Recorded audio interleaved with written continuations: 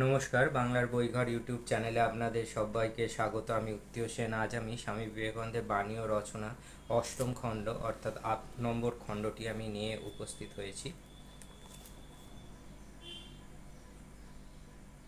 তো এই বইটিতে কি আছে আমরা দেখে নেব। এটি অবশ্যই স্বামী বিবেকানন্দের বাণী ও রচনায় আপনারা পাবেন। স্বামীজির সমগ্র ভাব চেতনাটা বুঝতে পারবেন এই বইগুলো পড়লে, এবং স্বামীজি পড়লে কিন্তু সমগ্র ভারতবর্ষকে জানা হয়। এটি অবশ্যই পড়বেন। এবং আজকে আমরা দেখে নিই বইটিতে কি আছে। এর আগে আমার বাকি খণ্ডগুলোর ভিডিও করে দেওয়া আছে, সবাই দেখে নেবেন প্রিভিয়াস ভিডিওগুলো। 150 টাকা মূল্য এই বইটির। আর এই বইটির এবার আমরা দেখি সূচিপত্রটা, দেখি কি আছে এতে। তো পত্রাবলী আছে, তারপরে হচ্ছে মহাপুরুষ প্রসঙ্গ আছে, গীতা প্রসঙ্গ আছে, পরিশিষ্ট তত্ত্বপঞ্জি ও নির্দেশিকা আছে। তো এই বিষয়গুলো এখানে স্থান পেয়েছে, এবং এখানে পত্রাবলীরও শেষ ভাগটা রয়েছে।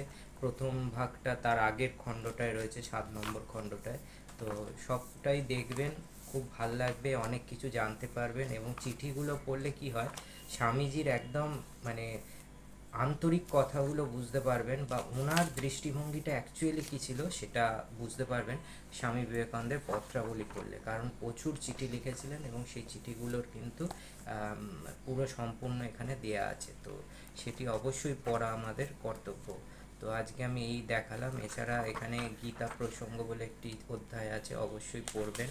তো অনেক কিছু জানবার আছে গীতা সম্পর্কে, স্বামীজির চিন্তাধারা কী ছিল তা অবশ্যই জানতে পারবেন এখান থেকে। তো এই ছিল বইটি। আর বইটি হার্ড কভারে তৈরি। বইটির পেজ সংখ্যা হচ্ছে 352 পাতার বই, সব মিলিয়ে বেশ সুন্দর বই। আর অবশ্যই পড়ুন, হাইলি রেকমেন্ডেড। স্বামী বিবেকানন্দের বই অবশ্যই আমাদের পড়া কর্তব্য।